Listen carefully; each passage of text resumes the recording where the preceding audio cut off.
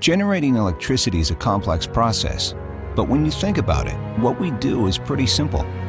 We turn water into ideas, natural gas into a helping hand, wind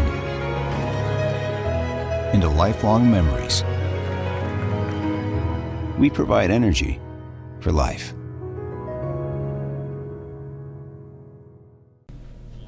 And welcome aboard to another House to Home, and we're having a ball this time of the day, working with our very good friends from Avista. Tom Lienhard, he is the Chief Engineer, Efficiency Engineer for Avista. Am I correct? Yep, that's right, Clyde. Okay, that's a long handle, you know, Tom. But you have a lot of great ideas. Well, Tom brought his house with us, some illustrations, and he brought along a few other characters that he'll explain as we go along. And we're going to call this program The Smart Stuff. Tom, fill us in. I'm listening, and so is our audience. So begin. Where do we all think about this smart stuff? Is it all good? Well, thank you, Clyde. First, I want to thank you for letting us be here with all of this stuff. But we're seeing a proliferation of smart devices, right? Phones, devices to be able to listen to music. And along with that has come a link to appliances in your home. And even though they're smart and they're fun to use, and it's fun to be able to turn on the heat in your home when you land at the airport and not wait till you get home to do it, we just wanted to go over some of the new features and what does and what doesn't save energy. Yes. Because they may be fun to use and they may be valuable for you to own, but sometimes you're led to believe they save energy when they might not. Are some of them gadgets? Should we say that? Well, I would say you're pretty much Professor Gadget if you've got the things that we brought for you today. Yeah. Well, I know while you were setting up, you were playing with your guest right here, and so I was kind of curious. What's going to happen now with our illustrations? Well, we had, I'll give you a little bit of an example of what we've got. One of my very favorite engineers that I work with, Levi Westra, helped set up this whole thing, and he's here just to bail me out in case he backs us up, right? Yeah, he's awfully good that way. So we've got an Amazon device that we can talk to and make changes. I'm reticent to say her name, or else if I do, she'll start asking me what I want to do. Well, and right now we don't need to do that yet. No. Okay. But, folks, for those of you that cannot see us, we have a little, what I call a dollhouse, and we're going to be talking about that later on. But on a board here, we have lights, we have night lights, we have thermostats, we have a fan, we have all types of things. And so you're going to show us how some of these will actually work then. That's correct. I hope to give you an idea of what fun it is to have smart devices, but then maybe also let you know how those things can actually save you money in the long run. Well, I think that's one of the big items that we're really all after, and this is appealing to everyone. How to save some dollars and how to save energy is where I'm going to go back to the green part of this whole thing, because that's what Avista is there, is to show us how and where we can save these dollars. So with that all being said, lead us on. Okay, let's first give you a little bit of a demonstration. For those that are listening only, I'm going to talk to a device that looks like a black cylinder, and I'm going to ask it some questions and ask it to do some things, and we'll tell you what it does if you can't watch what's going on. So here we go. Echo, turn on the night light. Okay. What I did was I asked this device if it would turn on a nightlight, and we had named the device before we got here. Levi gets all the credit for naming all the devices. And so this particular thing can listen to our commands and do what we need to do. There's also ways to connect to it from far away if you need to, but this is an exciting thing, but in this particular sense, it doesn't have a lot of energy savings. Here's another example real quick. Echo, turn on the fan. Okay. There it goes. So we have a fan up on top of our display, and the fan comes on, and it's making a little noise, and I don't want it to bother the video, so I'll ask her to turn it off. Echo, turn off the fan. Okay. So these are the things that you can do, and each of these devices that can be operated through this particular voice command request can also be operated on your smart device. So we have a couple hue lights here, and the hue lights not only let you change the amount of light that they put out, but they let you change the color temperature of the light. And what we're finding that people like to do with these is that they'll get up in the morning, and in the morning, in order to feel like you're waking up, you like a very blue light, like it's the middle of the day sunlight, and then you'll wake right up. But at night, you want it to be more orange and red so that it makes you feel like I'm tired and I'm ready to go to sleep. Well, I really don't need that one, Tom. I fall asleep just by sitting around. But, there's a younger generation. Now you're giving away our age, Clyde. Well, mine, especially. I don't even need that to take a nap in the afternoon. Right. Well, now, I have a question for you before we go too much further.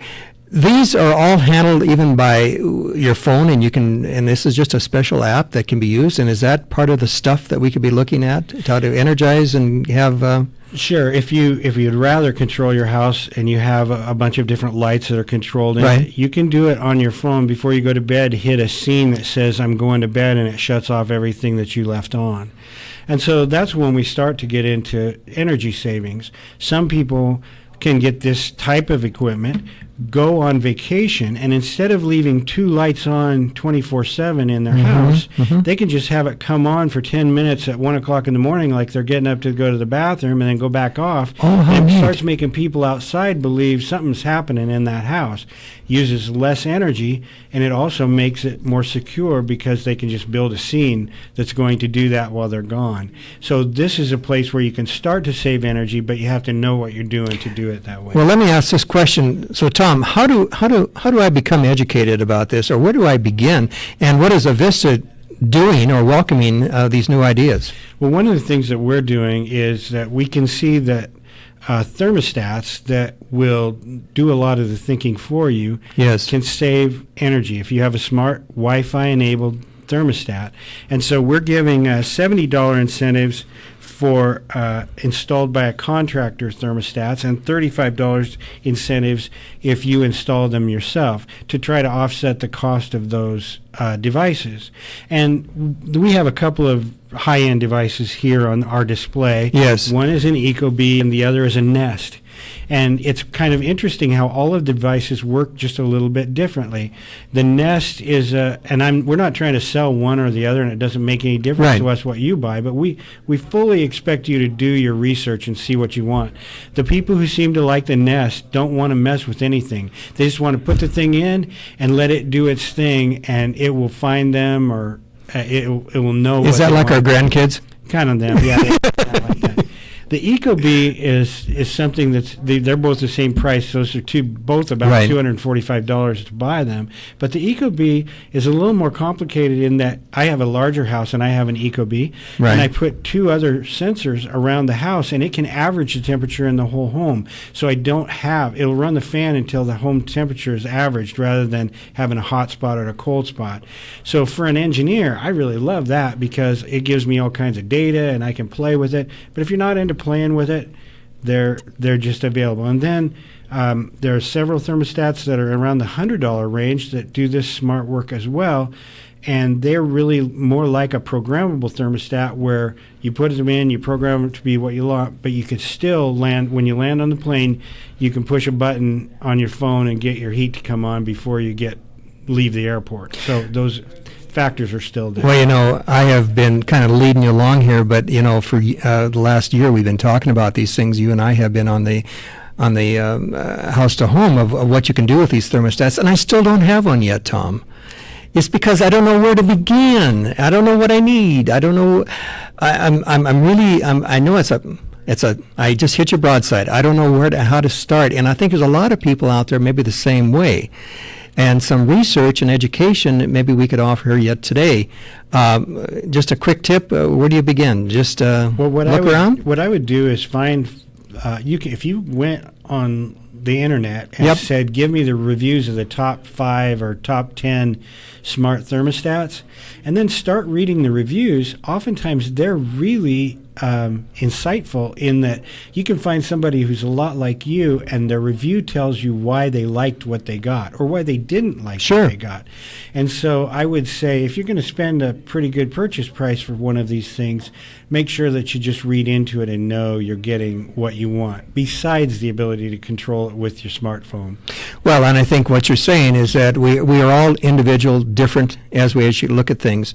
And so we have to find the level that we can actually enter into this. And I think that is the most important part that you're saying here. And you need to actually self-educate yourself a little bit to identify your home.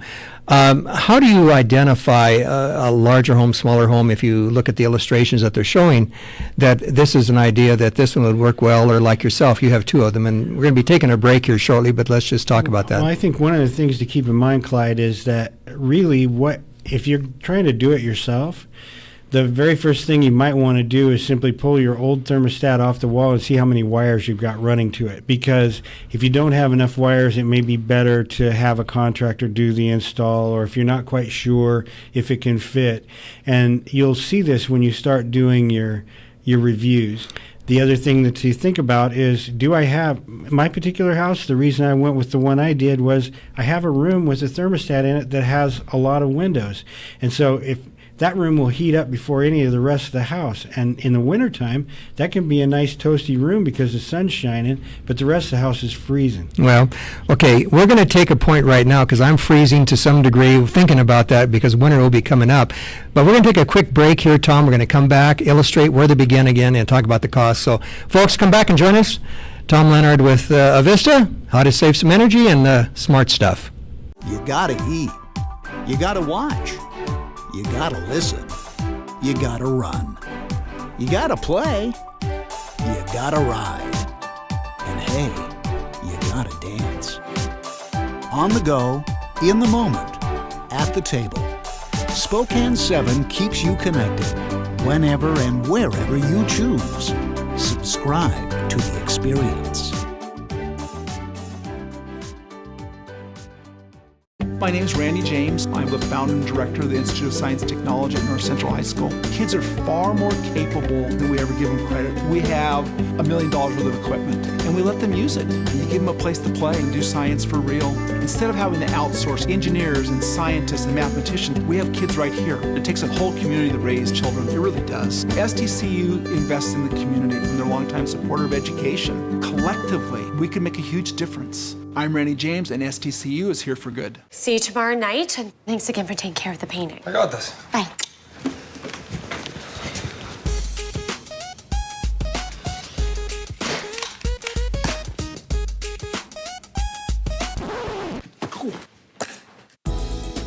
Weekends are made for painting. Let the experts at Rada Paint take care of you.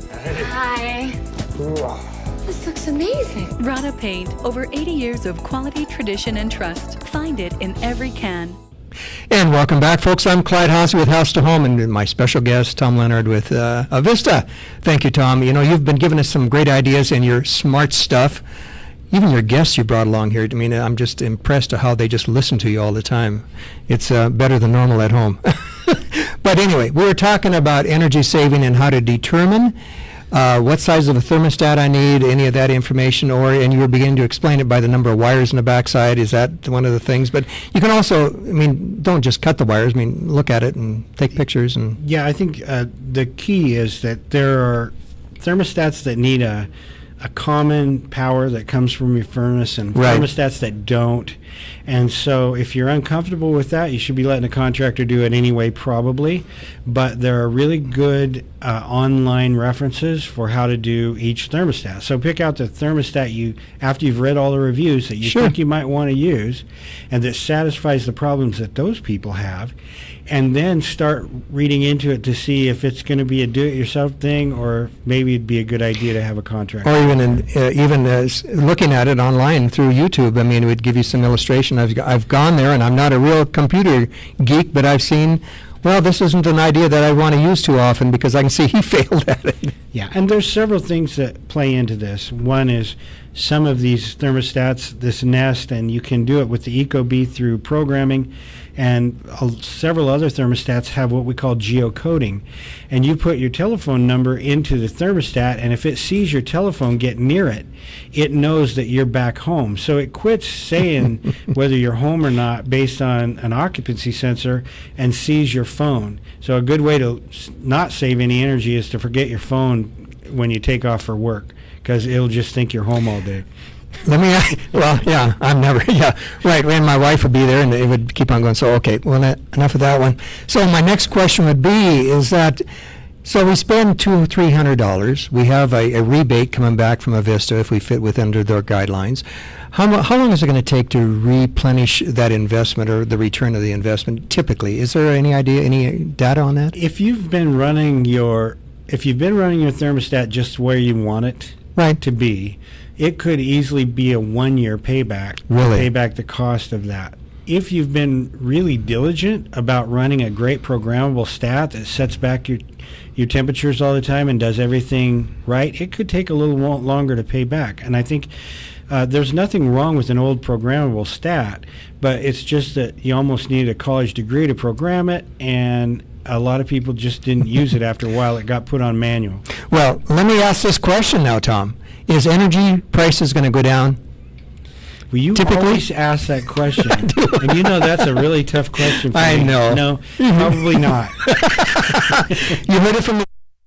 He actually studies this, and really I know it's a baiting question, but my point being is that nothing is going to start reducing in price, but we have to start taking actions to reduce that cost, and that is up to us, and that's what we're saying. Well, I would say this, Clyde. If we reduce our energy use as much as we possibly can, we stand a better chance of reducing our cost.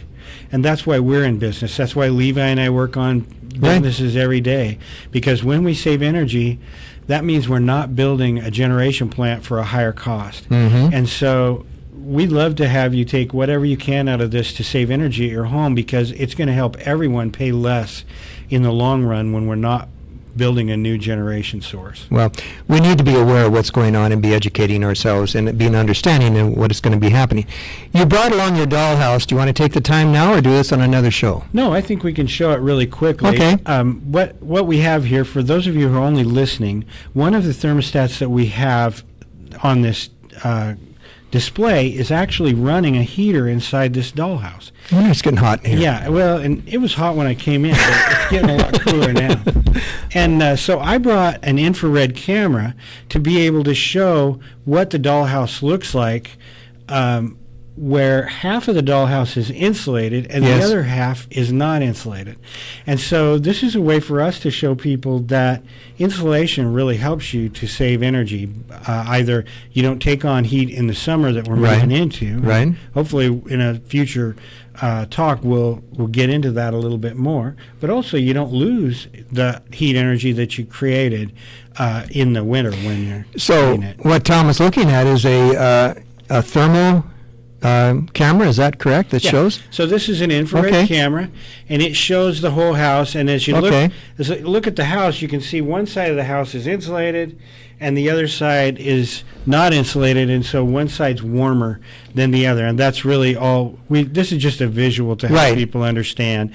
And I guess what I see happening for those that cannot see it, when you look at this at the lens or actually through the viewing spot, you're going to see a definite sharp line that just shows. I mean, it's escaping, and here it's being held back. I mean, it's very obvious, let alone being in the bill. To maintain that home. We use this for two purposes. One, to talk about how insulation is really beneficial to you. But the other is this Ecobee is what's driving this. And each floor of this house has a different sensor.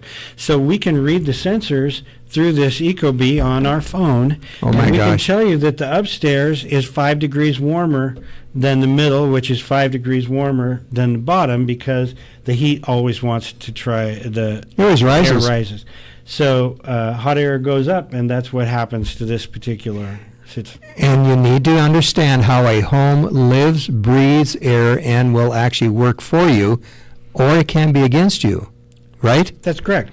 So even if you've done a good job of insulating the sides, If you fail to insulate the ceiling or the attic, it could be you're losing something up there. And we talk to people about this both in the summer and the winter, because in the summer, that's when you have a huge air conditioning load, because all this heat comes in through oftentimes a dark colored roof. Right. And then it just heats up this cavity up here, and it wants to come into your home. Same thing is true in the winter.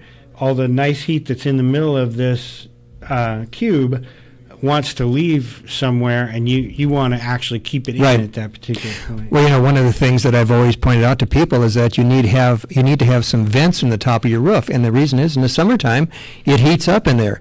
If you have good insulation in the ceilings above the first floor, second floor, whatever you may have, that's going to keep the heat downward in the wintertime and also going to keep the coolness down there, but the heat in the roof itself needs to escape. Otherwise, it's a hot box, right? You're right. And even if you have a super hot roof, maybe you have a very dark roof covering, then it can even be cost effective for you to put either a solar or even a electrically powered fan to keep air blowing completely through that space to keep the temperature down, so you're not taking it on inside your home. So that's the thing to start thinking about as you're moving toward the summertime. If you've always had a couple rooms in the upstairs that have never been comfortable for you, then maybe that's the place, maybe it's the attic that you need to work on to make sure that those get comfortable. Well, folks, and I'm going to show this one, or explain to you, Tom, that we built our homes 30 some odd years ago, and we had it all insulated, and it had proper insulation. But what happened, it actually had collapsed with time. And so just because you insulate it doesn't mean it's always going to be that way forever and ever, right? Right. And if you happen to have some bathroom vents that are going out through the attic, which oftentimes happen, and they, for some reason, come apart or break, and you put a little humidity into that space, it can change that insulation over the period of time, and so it should be checked on a regular basis. I always try to tell people that buildings are a living, breathing organism, and they will move, they will change, and you'll have to go back in and recalc them once in a while. You have to paint them. You have to do the things that you need to do to make sure you retain their value. Well, Tom, we got about 2.5 minutes. Let's just recover a little bit and recapture some of the items that again, Vista is working on, and you came along today to explain these to us. So what items do you want to touch on that really people need to check on and begin to educate themselves with your guests? And I'm pointing at your guest here. She's a strange one, isn't she? Right.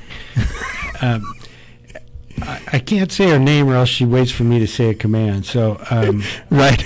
Anyway, I guess one of the things that I want to make as a valid point is that these are wonderful things for us to have, and if they make your life better, and that is great. But if somebody writes on it that you can save energy, you need to dig into that pretty hard to make sure that you're really going to be able to save energy with that.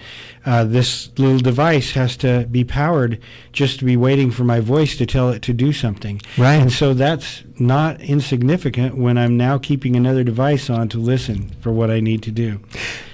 Can I ask something coming into summertime? Not everybody has air conditioning. Are fans expensive to run for keeping cool?